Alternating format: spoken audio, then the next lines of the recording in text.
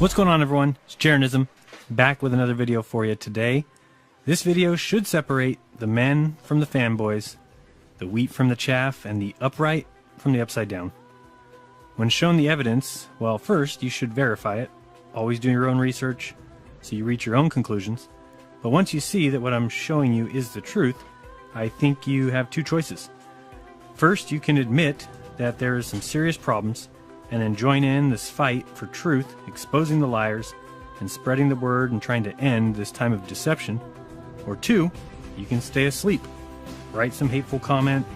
This way you feel better about that lie you're living, continue fighting on behalf of the liars, doing their dirty work, and in the process continue to hold back humanity, while we all continue to be scammed by those whose goal is to deceive and dumb down each and every one of us until not a single rational or thinking human being remains.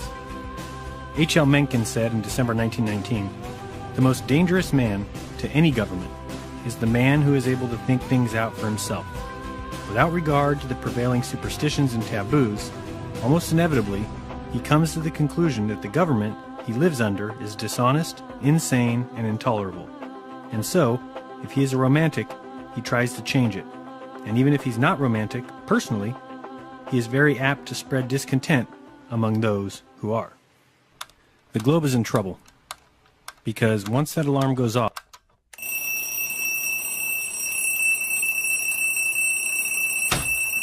and you wipe away the gunk from your eyes, and finally, you can see the truth, there's no going back. You can't unsee the truth. You can't reapply the grogginess and the gunk. You're awake. And while you still might have to decide what to wear and what route to take to work, one thing you do know is that you can't go back to sleep. So what is it that you will know or realize by the end of this video? Well, you should realize that Antarctica is not what we've been told. So let's get it on with the evidence. Now think for some pretend second here that we're on a ball in the endless space, spinning on an axis. Such place would have two very interesting locations, a North Pole and a South Pole. The North Pole is pretty well documented, and there may be more to find there, but the place that we're going to discuss today is the southern continent, the South Pole. The Antarctic Treaty prevents countries from laying claim, prevents any kind of military action, and prevents you and I from going and taking a look.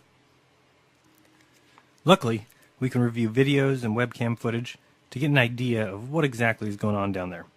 Now, let's say we are trying to prove the globe or trying to prove it's flat. Should be very, very easy, right? I mean, on a globe, we would have a 24-hour sun in the southern summer. That means that the sun would circle the continent. That's quite different from the flat Earth model where the sun circles the entire Earth from above, and since Antarctica is around the outside, well, that doesn't include a circling sun, at least not around you at the bottom continent. Okay, let me show you what the difference between the two options would be. First, we're here at N.W.O, and the link is in the description if you want to check this out. And for someone at the pole, this is what we should see. I'm in Antarctica. It's December 19th. And we're going to start moving the clock here ahead just hour by hour to see what the sun does, or should do on a globe.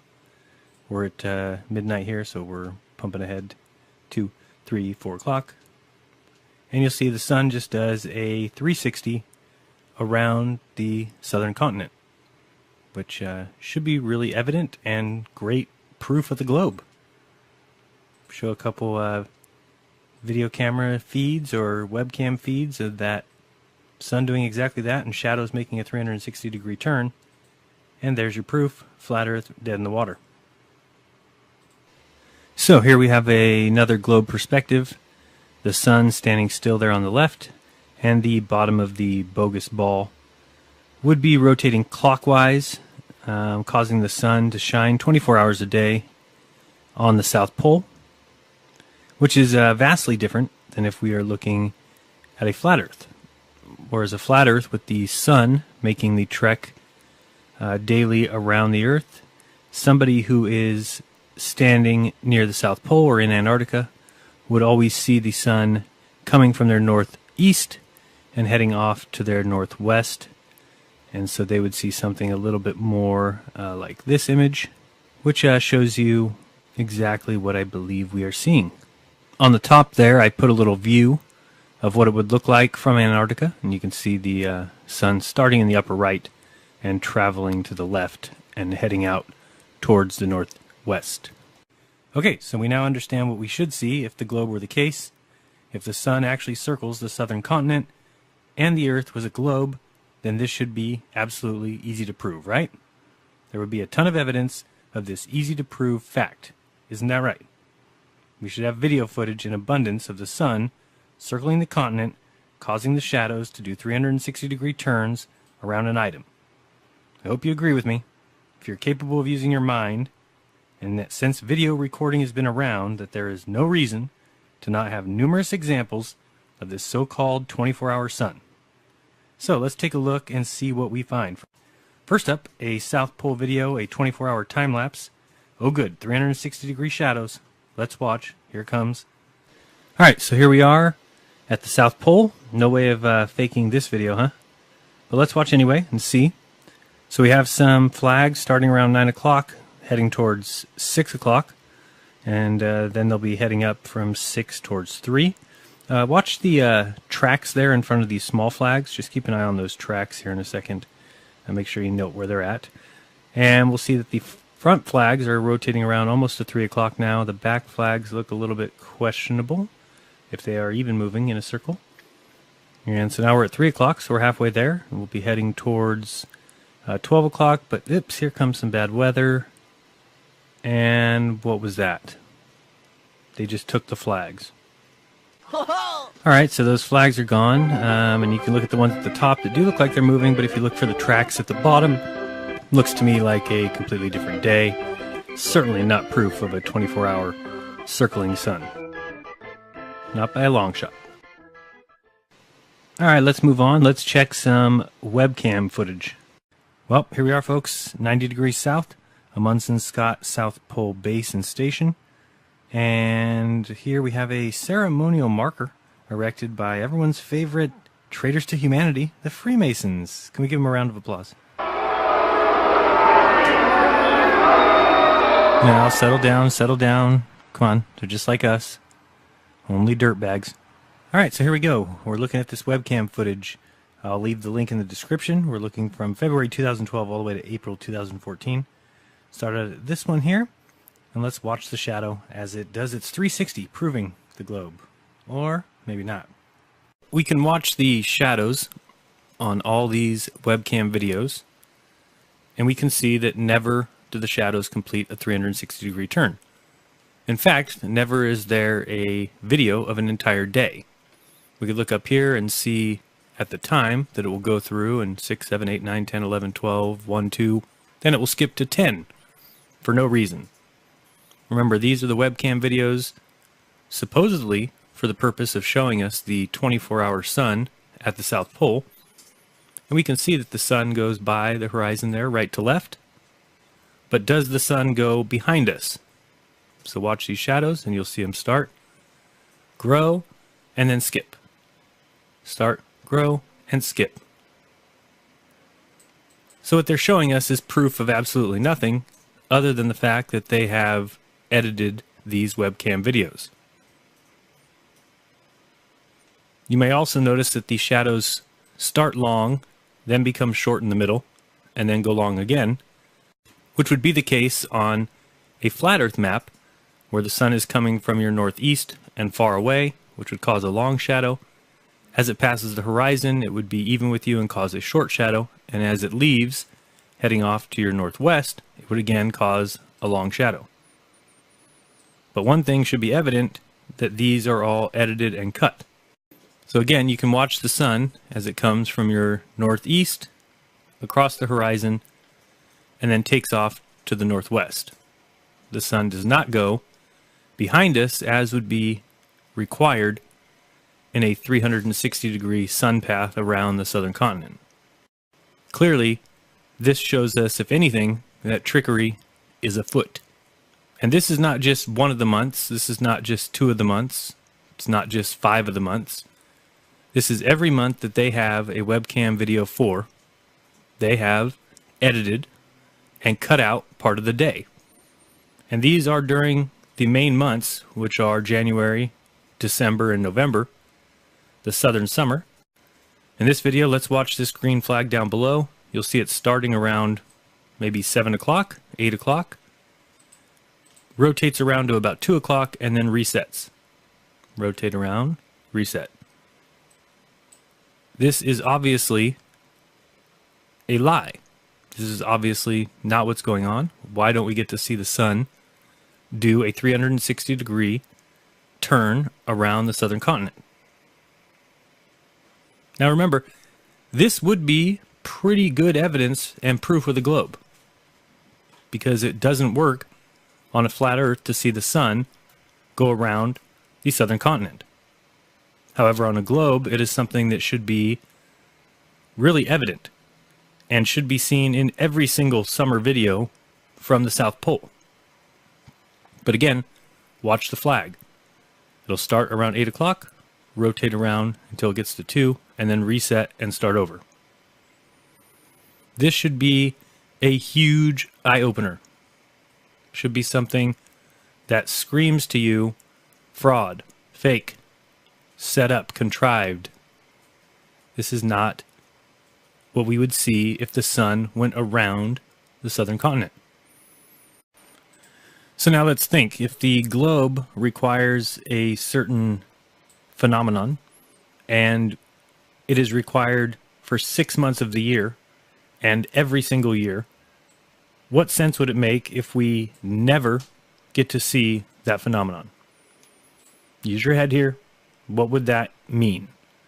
To me, it means that it simply isn't the truth, that it isn't the case. We don't see what we're supposed to see. So what else are we supposed to surmise besides that what we're told is not the truth? We could look up here and watch the time, and you'll see we're at January 14th, and the time goes 1, 2, 3, 10, 11, 12, 13, 14, 15, 16, 17, 21, 22, 23, 24, 1, 2, 3, 10, 11. So watch the times. Again, the link to these webcam time-lapse videos is in the description. You can go watch them all yourself and see that you have been terribly fooled. Now, if we watch these shadows here on this purple flag, you'll see what I'm talking about the shadow starting out extremely long, getting extremely small, and then getting extremely long again, which again makes no sense on a globe model, makes all the sense on a flat Earth model, because the sun is coming from your northeast and far away, causing a long shadow. Then it crosses the horizon, causing a short shadow, and then escapes to the northwest, which would again cause another long shadow. So I would love it if somebody, anybody, would tell me what reason could they possibly have for editing these webcam time-lapse videos in such a manner. Why not show us one complete day where the shadow simply does a complete circle? In fact, they should be able to show us probably at the very minimum 2 months straight. That's 60 days or more where the sun does nothing but circle the southern continent. In fact, it's supposed to be more. But at the very least, this is at Amundsen Scott South Pole Station. There should be non-stop continuous shadows circling these flags. But is that what we get? Or do we get cut up and contrived fake webcam footages? Or at least edited? This is just a quick diagram in case you don't quite understand what I'm saying about the shadows changing from long to short to long. If you think of the sun starting in your upper right here, its shadow would cause a long shadow of the stick that you see on the left. And as the sun moves to the left, when it's in the middle there, it would cause a short shadow, which is right in front of us on the bottom. And as it continues off to the northwest, which is on your upper left, that sun would cause a long shadow on the right, on the bottom right. And that's what I'm talking about when I say that the shadows grow from long to short to long. So I emailed the head of the Australian Antarctic Division there, and she wrote back and basically said that that the webcams at their Antarctic stations are subject to very limited internet connections, and frequent interruptions and dropouts are commonplace as the outages due to weather are extreme. Very slow bandwidth means we are unable to have constant streaming video. The time lapses you see on our site are stitched together from photos generated every 15 minutes, and basically saying that there'd be no way that they could have data from a whole entire day. Just taking a look at Mawson Station's current time lapse, for example, the images are being recorded overnight, and nothing appears to be missing. If you do notice anything absent on any of our webcams, please let us know the specifics so we can investigate any potential faults, or even maybe restore images where possible. So I'm like, what the hell are you talking about? Why don't you have complete day's videos? You're cutting them yourself. So I wrote back, and she responded with, "Hi Jaren, I've spoken to our web manager, who was not available earlier. He let me know that some frames are actually missing by design. Because the webcams were set up so long ago, he had forgotten about a script he had written to omit frames that are mostly all black to save on space, bandwidth, and overall quality of the video. Chunks of time with just black screens are a bit of a waste," he said, "that if there is any reasonable light source in the image, then the image would not be omitted, and that the missing frames are based only on the amount of light in the image. Thanks for your email. We will now add this to the FAQ for future webcam visitors." And if you can't tell, this is complete and total horseshit, because what we were just looking at was the summer months when there is no night. It's supposed to be 24 hours of sun going around. Why are those images omitted? So I said, "Jen, I still think you aren't quite understanding what I'm saying. If you have time-lapse webcam footage from the Amundsen Scott base, then why is there no 24-hour sun video? You guys have cut and edited every single video. Why? It makes no sense with your answers below about black screens. Please explain. For example, watch all videos for November, December, January, 2011, 2012, 2013. And the most recent email, which came earlier this week, said, "Hi Jaren, the Amundsen Scott Station is an American facility, and for all inquiries regarding their webcam footage, you need to contact them. The information and explanation that Jen provided below still applies to ours. Kind regards, Denise." So I have emailed all the people at the NOAA and the NSF, and we were waiting to see if they've got anything new to say besides just the same nonsense responses. So again, I've sped up this camera footage just a little bit to get you some more views of these time-lapse footages, but it's all much of the same. You'll see shadows going halfway around and then resetting. You can watch the time in every single video to see that never is a whole day played. Sometimes it actually appears that the shadow comes very close to doing some sort of a 360-degree turn, but regardless, you can look at the time and see that at minimum, 8 to 10 hours is cut out of every video. So how could the shadow even be coming close to doing a 360 if you're cutting out a third or more of the day? Again, this is good evidence here. If you watch the purple flag start out very long, then it gets short as it goes in front of you, and then becomes long as it resets and starts over. So as I said, even if you watch that little igloo on the left, it may look really close to a 360-degree turn, but by looking at the time, 10 hours are cut out of that day. That just tells me that these have been edited. So, these are not accurate portrayals of reality. Again, the biggest and most obvious point here is that if it was a globe that we live on, then what they are trying to show us would be 1, easy, 2, occur daily, and 3, plainly evident. And it is none of those. It looks like they're trying to cut it up. It looks like they're trying to portray something that isn't actually happening. And it looks like they're trying to fool us. Let's pay attention to something here. Watch this shadow as it rotates towards the upper left of the screen, and notice the shadow in this video coincides with the sun, not the opposite as would be required by, physics and optics. The shadow should be opposite of the sun, not rotating in tandem with it. Again, more evidence of extreme trickery, extreme editing. They're simply trying to sell us something that isn't reality. So, how much more will it take for these globe believers to stop in their tracks and just think, you know what? This is strange. And to stop making excuses for liars who have been deceiving humanity for hundreds of years. Because we've still got the same people, and you know who I'm talking about, who will watch this footage after that webcam, and will still believe in NASA and in science and believe that we would never be lied to, all because they're afraid of the implications. Well, it's time to face facts, and the facts say that we're being lied to. So, you can keep making excuses. You can keep just calling me names, put your hateful comment in the comment section. You can keep thinking that there's no way we could have been lied to. You can keep thinking that people have known that we live on a globe for thousands of years. You can keep bowing to those who deceive the world, and you can keep fighting on behalf of your handlers who are laughing at us all for two reasons. One, because they have fooled the world, and two, because you argue on their behalf.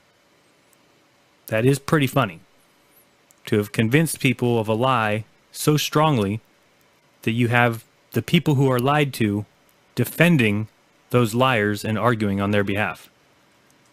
It's time we wake up and see what's right in front of our face, and that's evident and evidence of something other than the globe we were all taught.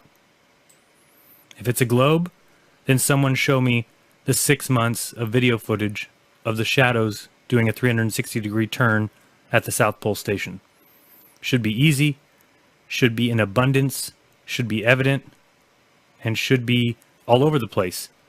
Yet we find none. And yet you will still sit there and argue on these clowns' behalf. So show me the evidence of this 24-hour sun. Show me the time-lapse videos that should be in abundance yet can't be found anywhere.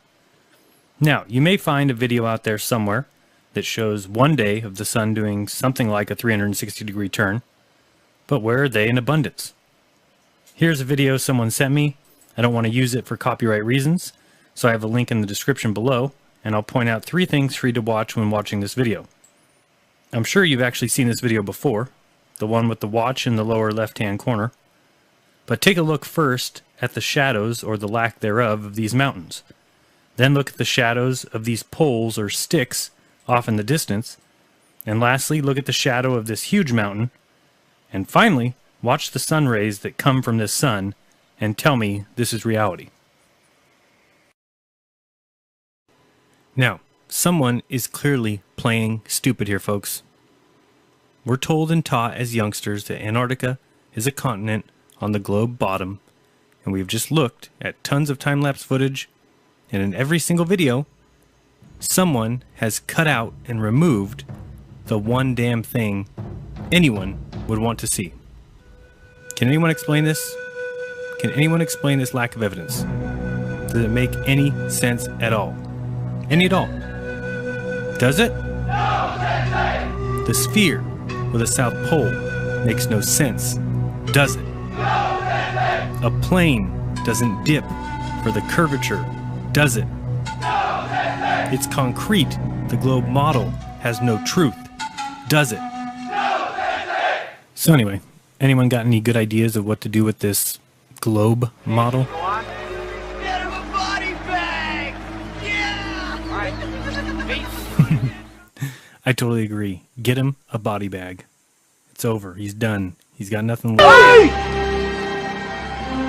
You stay focused. Whoa. Miyagi's right. Gotta stay focused. I mean, sure, the globe is having issues, but so many people think of it as fact, simply because someone told them. No time-lapse footage of the sun doing 360 degrees around the southern continent, but it's still believed as fact. Alright, staying focused. The Freemasons live by a slogan, nothing is true, everything is permitted, so that they can keep us all in the dark regarding our true potential. And one of their very best tools is the southern continent of Antarctica. They used the Freemason Richard Byrd to push the lie. They erected the geographical South Pole as a ritual. I mean, Byrd had taken many trips to the North and South Pole, and in case you didn't know, his brother, Harry Byrd, was a governor and a senator, and did all of this work from 1916 to 1965. Both of them born to one of the wealthiest families in Virginia, and a member of the Federal Lodge No.1 in Washington, D.C. These men will lie for each other and go to bat for each other, and all of them will back each other no matter what.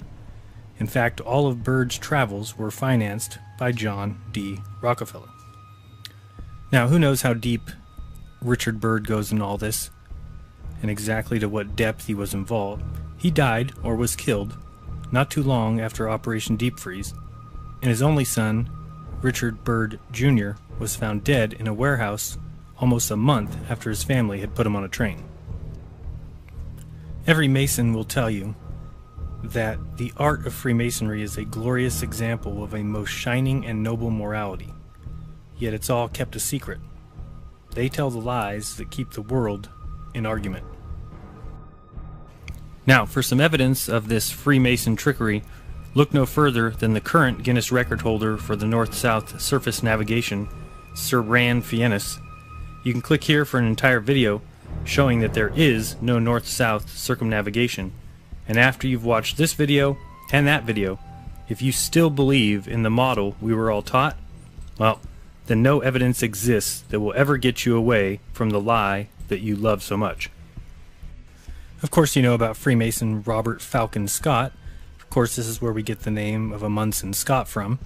You've also heard of the Ross Sea, I presume, which was named after yet another Freemason, Sir James Clark Ross. How about Sir Edward Hillary? Yes, another Freemason, member of the first expedition to cross Antarctica and reach the South Pole by land, doing so from 1955 to 1958. Or we can look at Elisha Kane, who was just another Freemason, also an explorer that is famous enough to have a crater on the moon named after him, and he did his journeys in 1853. Of course, in 1909, Robert E. Peary reached the North Pole, and in 1911, Roald Amundsen placed the flag at the South Pole. Yes, Peary and Amundsen were both Freemasons. And of course, you have another Mason, Sir Ernest Henry Shackleton, initiated in Navy Lodge No. 2612 in 1901, passed in 1911, and raised in 1913. He separated from his crew. What follows is an amazing story of survival and heroism when the party was finally rescued and received on a ship captained by, yes, another Freemason, Luis Pardo. The list goes on, full of these Freemason tricks, these Freemason lies. And it doesn't just end at the North and South Pole. You see, our history is littered with Freemasons and their lies. In all walks of life, in all areas of study. Of course, you should recognize that Charles Darwin was, of course, a Freemason. Imagine that one. What about Charles Lindbergh, right? First to fly across the Atlantic Ocean? Perhaps. How about the reason kidnapping is a federal crime? Well, this is his doing, and the reason it's now headed by the FBI. All of that as a result of the Lindbergh case. Yes, in one of the earliest hoaxes or false flags, do some research on Charles Lindbergh and his child being kidnapped. You'll see for yourself what kind of government ran this country in 1927. And maybe he was the first to cross the Atlantic solo. I can't say that he wasn't. But what I can say is the flight taking 33 hours seems a bit suspicious. And as the media reported, I'm very sure that during the flight across the ocean, through snow and sleet, he slept. You heard me. First solo flight from New York to London, the man slept. The feat had already been attempted 6 times, and all 6 men never made it. They all died. Yet Charles Lindbergh, the Freemason, he did it, while dodging storm clouds at 10,000 feet and dodging waves as low as 10 feet. He also found time to sleep. Not a worry. Yeah, those Masons are amazing indeed. It's like the Mason who went to the moon, and on his first step off the LEM, he pissed on the moon. And when he was ready to leave, the first time ever that it would be attempted, he said, "Roger, Houston, we're number 1 on the runway." Circuit breakers. So all in all, the deception here is becoming clear. Why would there be no footage of a 24-hour sun? Where's the proof? Where's the proof that we live on a ball? Go look at images from 70 degrees north versus 70 degrees south. On a globe, they should be nearly identical. But you'll see that the south is a barren wasteland of ice and penguins, and the north is filled with trees, flowers, bushes, deer, bears, squirrels, elk, and everything else you can imagine. Why do all of these South Pole and Antarctic flights and planes have no windows? Is there something they don't want people to see, perhaps? Like, what's that sun doing? Why is it when you look at the Worldview 4 satellite images, which cover the United States in a pattern like this, stop in Antarctica like this, in a very circular pattern? Now, do I claim to know how it all works? Hell no. I've been lied to my whole life, like all of you. It certainly could be something like this, or there could be a southern continent like this. There could be no outer ice wall, and more land north and south. There could be Shambhala. There could be the Tibetan tradition of White Island and the Eternal Land. Universally through time, we've had legends that speak of Atlantis, or a sacred land located at the navel of the earth. Hindu mythology tells us about Meru as the mystical mountain of the earth's center. Like the Egyptians, the Indians conceived of a dwelling place of the gods known as Samaru. Hebrew legends speak of a place in the north called Luz. Many ancient lands speak of a first continent known as the imperishable sacred land, and is the most mysterious of the 7 continents. It is said to be located in the region of the North Pole. This sacred land is stated never to have shared the fate of the other continents, because it is the only one whose destiny it is to last from the beginning to the end. It is the cradle of the first man and the dwelling of the last divine mortal. Of this mysterious and sacred land very little can be said, except perhaps according to a poetical expression in one of the commentaries, that the pole star has its watchful eye upon it. Buddhist texts say that Shambhala can be reached only by a long and difficult journey across a wilderness of deserts and mountains, and warn that only those who are called to have the necessary spiritual preparation will be able to find it. One text says that the kingdom of Shambhala is round, but it is usually depicted as an 8-petaled lotus blossom. The modern theosophical tradition, too, recognizes that Shambhala is a real place. Shambhala, although no erudite Orientalist has yet succeeded in locating it geographically, is an actual land or district, the seat of the greatest brotherhood of spiritual adepts and their chiefs of earth today. From Shambhala at certain times in the history of the world, or more accurately, of our own fifth root race, come forth from the messengers or envoys of spiritual and intellectual work among men.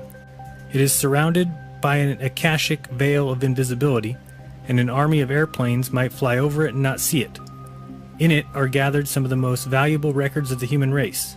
There, surrounded by the greatest and most evolved human beings, the silent watcher of earth has his invisible abode. Meru, which was the Olympus of the Indians, is said to be situated in the center or navel of the earth. It was guarded by serpents, which watched the entrance to the realm of secret knowledge. According to tradition, it was the land of bliss of the earliest Vedic times.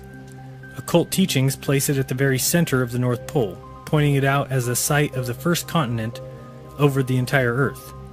H.P. Blavatsky states that Meru is not the fabulous mountain in the navel or center of the Earth, but its roots and its foundations are in that navel, though it is in a far north itself. It connects it with the central land that never perishes. Occult teaching also corroborates the popular tradition, which asserts the existence of a fountain of life in the bowels of the Earth and in the North Pole. It is the blood of the Earth, the electromagnetic current, which circulates through all of the arteries, and which is said to be found stored in the navel of the Earth. In the book Paradise Found, William Warren writes, "The earliest inhabitants of the Tigro-Euphrates basin located the center of the Earth, not in their own midst, but in a far-off land of sacred associations where the holy house of God is situated, a land into the heart whereof man has not yet penetrated, a place underneath the overshadowing world tree." The Chaldean account of Genesis we read, "Human beings the great gods created, and in the earth the gods created for them a dwelling. In the midst of the earth they grew up and became great and increased in number. 7 kings, brothers of the same family, Iranian, Indian, Chinese, Scandinavian, and Aztec literature also refer to the ambiguous location of the center of the earth." The Japanese paradise was situated on top of the globe, and at the same time at the center of the earth. It was called the Island of the Congealed Drop. Its first roof pillar was the earth's axis, and over it was the pivot of the vault of heaven. Similarly, the Chinese terrestrial paradise was also round in form and is described not only as at the center of the earth, but also as directly under Shangtai's heavenly palace, which is declared to be in the pole star and is sometimes called the Palace of the Center. The Egyptians located their Ta Neder, or Land of the Gods, in the extreme north. Today there is an echo of these ancient traditions in the fact that children send notes to Santa Claus, or Father Christmas, in his Wonderland at the North Pole, asking for gifts. The Eskimos have legends that they came from a fertile land of perpetual sunshine in the north. In Psalm 48:2 of the Bible, Mount Zion is said to be in the far north. And in Ezekiel 28:13-14, Eden, the garden of God, is placed on the holy mountain of God. In Hebrew tradition, the primeval Eden is sometimes said to be at the center of the earth. According to the Hindu Karma Purana, an island called Shvetadipta, or White Island, lays in the northern sea. More recently, we have even more polar puzzles as far as the open polar sea. Many 19th century explorers believed that beyond the belt of pack ice at the perimeter of the Arctic Ocean there was an open polar sea, and possibly continental land as well. In 1827, an expedition led by Edward Parry ventured far north of Spitsbergen, over ice and along leads of open water. As they sledged north, the ice field became lighter and more fissured, and they eventually found themselves on the edge of what seemed to be a vast open polar sea, containing only a few scattered pieces of ice. While attempting to reach the North Pole in 1871 to 1873, two young Austrian explorers, Karl Weyprecht and Julius Payer, discovered the islands of Franz Josef Land and came to believe that they were the outliners of a continental landmass. Lieutenant George Washington DeLong hoped to find this land, and in 1879 he sailed in the Jeannette through the Bering Straits into the Arctic Ocean, planning to take advantage of the warm, north-flowing currents, which he believed would open a way through the pack ice.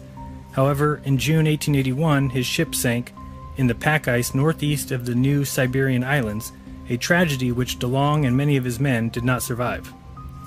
Early Arctic explorers reported seeing birds and animals moving north as winter was setting in, instead of going south, and inferred that they were headed to a warm land that must lie in the north. Parry once experienced a heavy fall of black dust in Greenland and thought it might be volcanic dust from the unexplored land to the north. In 1904, Dr. R.A. Harris of the U.S. Coast and Geodetic Survey published an article explaining why he believed that there had to be a large body of undiscovered land or shallow water in the polar basin northwest of Greenland. He argued that the prevailing currents seemed to indicate the deflection by an unknown large landmass lying in this approximate area, that the Eskimos living on the northern fringes of the Arctic Ocean had a tradition that a landmass existed to the north, and that the disruption of the tides north of Alaska indicated a moderating effect explainable only by intervening land. Various Arctic explorers actually reported seeing land in the distance, though it should be noted that visibility can be poor and mirages are very common in this area. Have you ever heard of Crocker Land? Another famous disappearing land was called Crocker Land, discovered by Peary. He saw it on the 24th of June 1906 from atop a 2,000-foot mountain situated behind Cape Colgate in northern Greenland. Peary says that through his binoculars he was able to make out, apparently a little more distinctly, the snow-clad summits of a distant land in the northwest above the ice horizon. Peary estimated that Crocker Land lay 120 miles from the northern coast of Axel Heiberg Island. How about Bradley Land? Frederick A. Cook stated that on his journey to the North Pole in 1908 he looked for Crocker Land but did not find it at the location given by Peary. However, he said he seen a mountainous, ice-clad land slightly further from the shore, which he named Bradley Land. He saw it to the west of his line of march, north across the pack, on the 30th of March 1908, and again 31st of March. Prior to his attempt at the pole, Cook expressed the common belief that land would be found north of the Arctic Ocean. Jan Leprecht takes quite a different view on Cook and Peary and the controversy surrounding them. Leprecht speculates that the land had been magnified horizontally. Nevertheless, for the mirage to extend over a third or more of the horizon, without any noticeable degradation in brightness, the land itself would still have to be enormous. Lamprecht believes that Cook's photo of Bradley Land may also be a telescopic mirage, probably of the easternmost extension of Crocker Land, which he thinks is located on the Earth's outer surface, but is being covered up because it lies too close to the polar hole.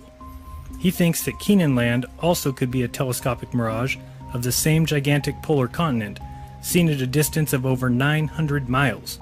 Lamprecht also believes the polar land and hole might have been discovered in 1926, when Amundsen, Ellsworth, and N.W.O made their transpolar flight from Spitsbergen to Alaska, but instead of publicizing their discoveries, they supposedly went straight to the military and were sworn to secrecy.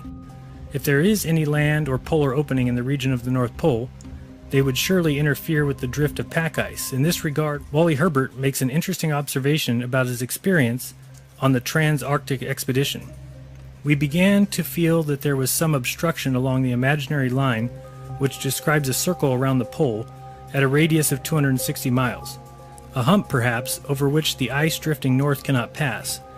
Nansen had faced a similar problem during his epic drift in the Fram.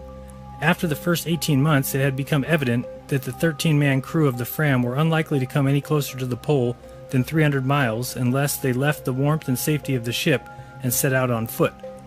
Although it is often said that the Arctic Ocean and seafloor have been thoroughly explored, it should be borne in mind that this ocean is 1.5 times the size of the United States of America, so the possibility of a small opening or island with a tunnel having gone undiscovered cannot be absolutely ruled out, and as far as the possibility of a cover-up is concerned, well, it's worth noting that according to some mystical and esoteric traditions, certain sacred areas of the earth are protected and concealed by the exercise of occult powers. Many people have asked about the 24-hour sun in the south, and while we know that there is no 24-hour sun, we don't know that there's no 24-hour light. If you take a look at a couple of these images, you'll see that if we put anything past these guys, that would be a mistake. The ability to easily reflect or deflect the sunlight, or could it simply be an atmospheric effect? So do I know the answer? Nope. We need everybody doing the research. So the point is, we've been lied to. And step one should be pointing out the lies and exposing the liars. Then we will have people everywhere searching for the truth. So is there an ice wall? Where does it expand to? Is there more land south like the Iron Republic? Or is there a paradise north like the Garden of Eden? The answers are there for us to find once we realize that we live in a lie constructed by Freemasons, Jesuits, Jews, and the priest class. And now, add to the mix scientists, astronomers, physicists, and more. Not because they are hiding it purposely, but because they are too proud and too blind to look into what we're saying. You don't live on a ball flying magically through space.